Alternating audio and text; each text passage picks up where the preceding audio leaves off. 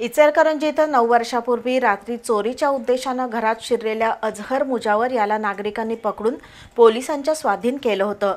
मुजावर याच्या विरोधात गुन्हा दाखल झाला होता। या प्रकरणी जिल्हा सत्र न्यायाधीश M.A. भोसले यांनी मुजावर याला दोषी ठरवत 1 वर्ष सश्रम कारावास आणि 500 रुपये दंडाची शिक्षा सुनावल्याचं सरकारी वकील H.N. मोहिते पाटील यांनी सांगितलं।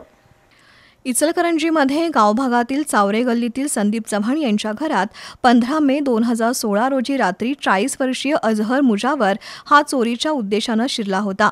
यावेळी चव्हाण यांच्या पत्नीनं आरडाओरडा केल्यानं नागरिकांनी पकडून त्याला पोलिसांच्या स्वाधीन केलं होतं। न्यायालयात झालेल्या सुनावणीत 5 साक्षीदार तपासण्यात आले। सरकारी वकिलांनी केलेला युक्तिवाद आणि साक्षी पुरावे ग्राह्य मानून जिल्हा सत्र न्यायाधीश M.A. भोसले यांनी मुजावर याला 1 वर्ष सश्रम कारावास आणि 500 रुपये दंडाची शिक्षा सुनावली आहे। मुजावर हा सध्या बालकांच्या लैंगिक अत्याचार गुन्ह्यात कळंबा जेलमध्ये जन्मठेपेची शिक्षा भोगत असल्याचं सरकारी वकील H.N. मोहिते पाटील यांनी सांगितलं।